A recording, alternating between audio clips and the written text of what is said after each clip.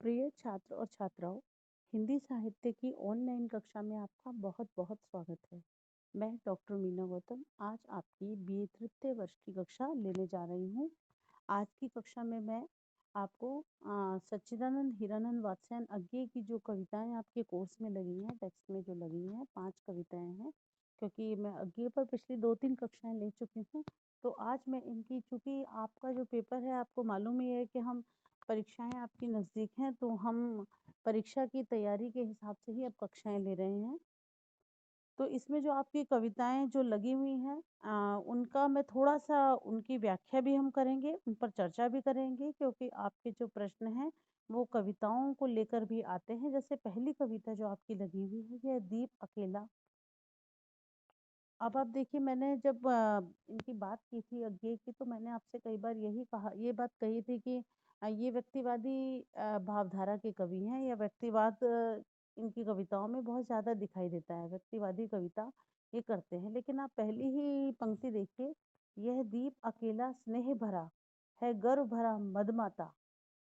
व्यक्तिवादी approach है जो आपको स्पष्ट दिखाई दे, लेकिन पिछली कक्षा में भी मैंने कहा था कि जो इनके यहाँ पर जो व्यक्तिवाद है, कहीं ना कहीं वो समाज के लिए है।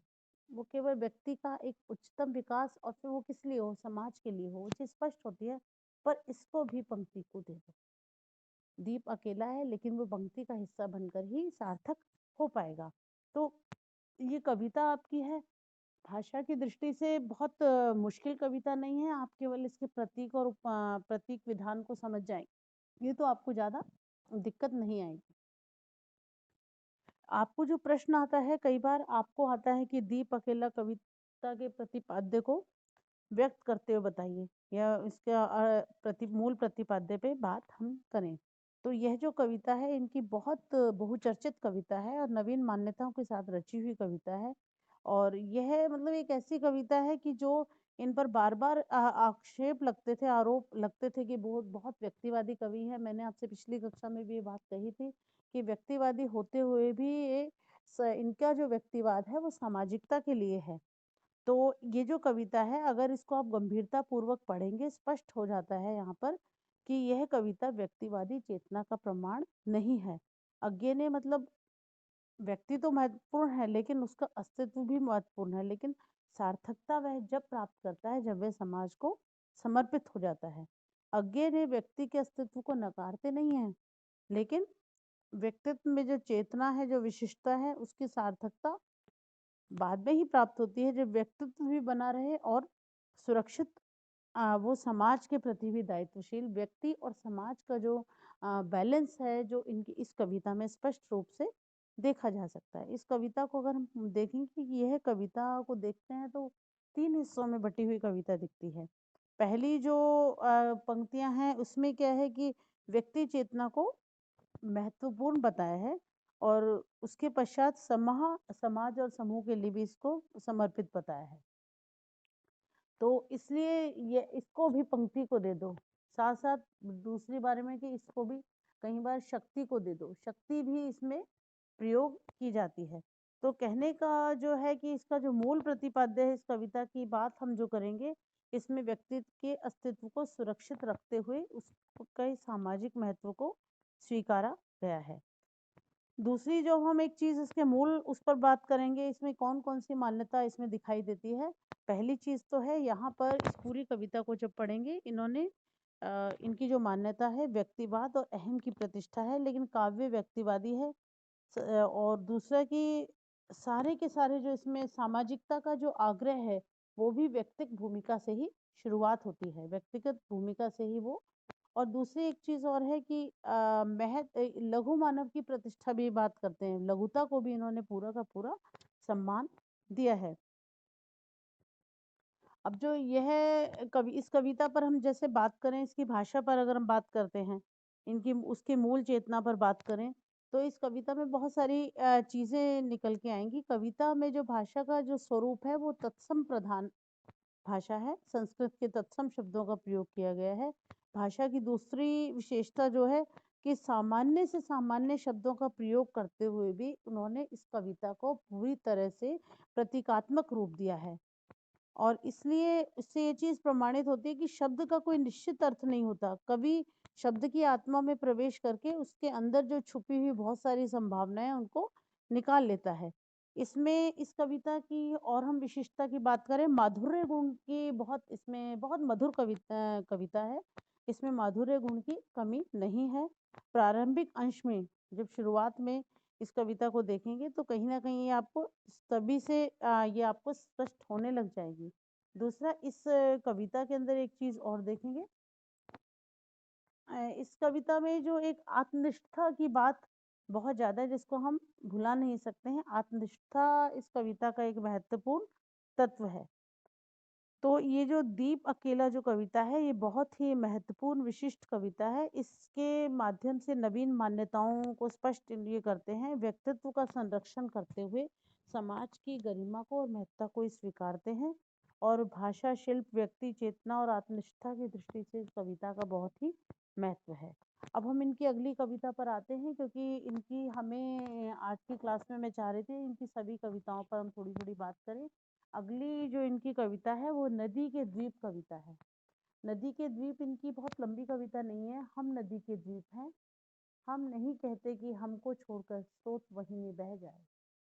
वह हमें आकार देते, हमारे कोण गलियां अंतरतीप उभार सैकत कूल, सब गोलाइयां उसकी गढ़ी हैं, माँ है वह, हम इसी से बने हैं। किंतु हम हैं द्वीप, हम धारा नहीं हैं, स्थिर समर्पण है हमारा। हम सदा से द्वीप हैं, स्रोत वही नीचे। किंतु हम बहते नहीं, क्योंकि बहना रेत होना है। हम बहेंगे तो रहेंगे ही नहीं, पैर उखड़ेंगे, प्लवन होगा, दहेंगे सहेंगे बह जाएंगे। और हम चूर्ण होकर भी कभी क्या धार बन सकते हैं। रेत बनकर सलील को तनी गंदला ही करेंगे, अनुपयोगी ही बनेंगे।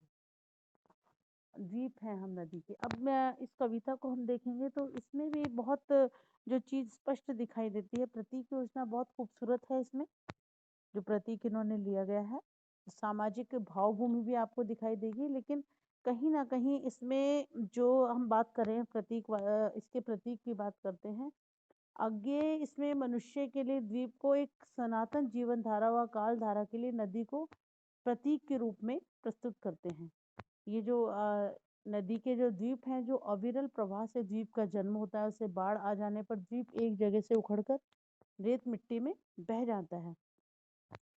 लेकिन जो ये कविता में बात करते हैं, नदी की धारा वेग को कितना सहन करते हैं, धारा के द्वारा कितने कोण और ये सारी चीज़ें बनती हैं।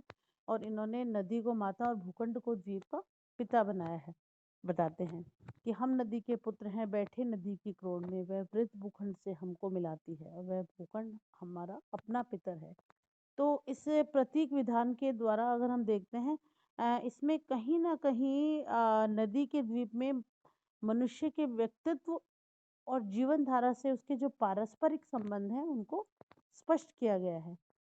ये जो कविता है व्यक्तिवादी विचारधारा से जुड़ी है, लेकिन व्यक्ति का जो व्यक्तित्व है और उसका जो अस्तित्व है वो समाज से किस प्रकार असंपृक्त होता है, किस प्रकार जुड़ा होता है। मैंने आपको हर कक्षा में बताया, जब भी हम अज्ञे की बात करते हैं, कि अज्ञे के लिए हमेशा कहा जाता है कि बहुत व्यक्तिवादी विचारधारा के कवि हैं, लेकिन ये व्यक्ति को भी समाज के लिए सार्थक बनाते हैं। और व्यक्तिवादिता की भी जब बात करते हैं तो कहीं ना कहीं उसका जो व्यक्तित्व है, उसका जो अस्तित्व है, उसको समाज से जोड़ कर देखते हैं। ये व्यक्ति समाज में रहता है और सामाजिकता से ही उसका जीवन सुखमय बन जाता है।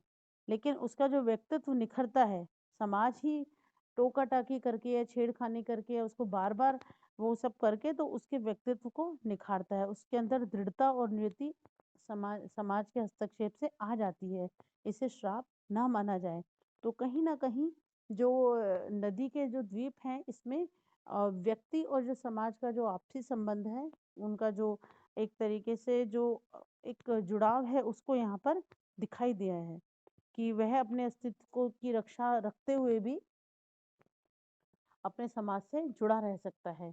एक सामाजिक जीवन सत्य का उद्घाटन इसमें किया है कि नदी एक व्यक्ति नदी द्वीप के रूप में और सामाजिक जीवन धारा को नदी की धारा के रूप में प्रस्तुत इसमें किया गया है। और बिना सामाजिकता के व्यक्ति के व्यक्तित्व का निखार बिल्कुल असंभव है, क्योंकि बार बार ये कहते हैं कि नदी ही हमें आकार देती है, कोण गलियां उभार सैकत पुल सब इनके उसी से बनते हैं। समाज और जीवन धारा का प्रतीक इसमें दिखाया गया है। तो जो नदी के द्वीप कविता है, इसमें प्रतीक योजना का बहुत सुंदर निर्वाह है।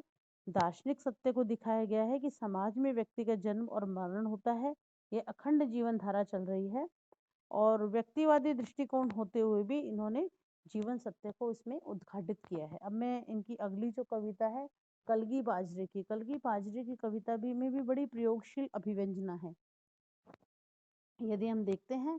और एक नवीन किस्म का सौंदर्य बोध इस कविता में दिखाई देता है।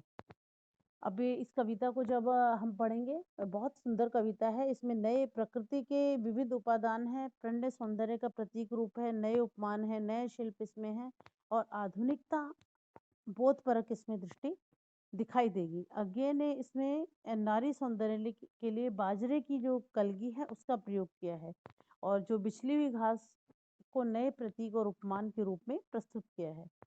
अब छायावादी जो कवि हैं वो दूसरे तरीके के उपमानों का प्रयोग करते हैं, लेकिन इनके यहाँ पर जो है नारी सौंदर्य के प्रति जो है ये कलगी बाजरे की नवीन उपमान आपको दिखाई देंगी। अब मैं इनकी अगली कविता पर आती हूँ। अगली कविता इनकी सांप है, बहुत छोटी कविता है। सांप तुम सभ्य तो हुए नहीं, नगर में बसना भी तुम्हें नहीं आया, एक बात पूछूं उत्तर दोगे, तभी एक ऐसे सीखा डसना विष कहाँ पाया। इसके बारे में हम पिछली कक्षा में आपसे चर्चा कर चुके हैं। कहीं ना कहीं ये जो कवि है, ये इसकी जो हम बात कर रहे हैं, सांप कविता का बहुत छोटी कविता है, लेकिन शहरी जीवन के लक्ष्य को लक्षित करके इस भाव को व्यक्त किया गया है कि सांप जंगल में रहता है, विषयुक्त रहता है, लेकिन हम सभ्य होकर भी सभ्य व्यक्ति जो सांप का तो वास्तविक चित्रण किया है, लेकिन शहरी व्यक्ति को सांप के समान ही बताया है, जो शहरी जीवन में सांप की तरह क्रूरता और संवेदनशीलता दिखाता है। और शहरी व्यक्ति की स्वार्थ लिप्सा को इसमें दिखाया गया है, जो बिना किसी कारण से डसता है या हानि पहुंचाता है। इसमें बहुत सारी चीजें, प्रतीकात्मकता, मानवीय संवेदनशीलता को दिखाते हुए। अब इनकी जो अगली जो कविता है, जो अंतिम कविता है, वो हिरोशिमा है। हिरोशिमा जो कविता है, आपको ज्ञात होना चाहिए, ये द्वितीय विश्व युद्ध के अवसर पर जो अमेरिका के द्वारा जापान में हिरोशिमा और नागासाकी नगरों पर जो परमाणु बम गिराए गए थे, उसको लेकर आधार बनाकर इस कविता को रचना की गई है। हिरोशिमा में जब सब कुछ जलकर नष्ट हो गया था, ऐसी लंबी लपटें जो उठी थी कि वहाँ के निवासी क्षण भर में ही जलकर नष्ट हो गए थे। तो कहीं ना कहीं ये जो कविता है बहुत करुण कविता है। मानव करुणा का स्वर इस कविता में है, मानव के घृणित स्वार्थ पर व्यंग है और जितने भी एक विज्ञान या विनाशक जो आविष्कार हैं, इसका भी विरोध इस कविता में किया गया है। जो हिरोशिमा कविता है, वैज्ञानिक आविष्कारों के जो अनुचित प्रयोग और मानवीय करुणा भावना पर आधारित है और इस प्रकार के विनाशक प्रयोगों का ये विरोध भी करते हैं और मानवीय संवेदना को मानव सभ्यता के लिए ये उपयोगी मानते हैं। तो आज की कक्षा के लिए इतना ही। अगली कक्षा जो गजानन माधव मुक्तिबोध पर हम लेंगे या नई कविता पर एक बार चर्चा करेंगे। धन्यवाद।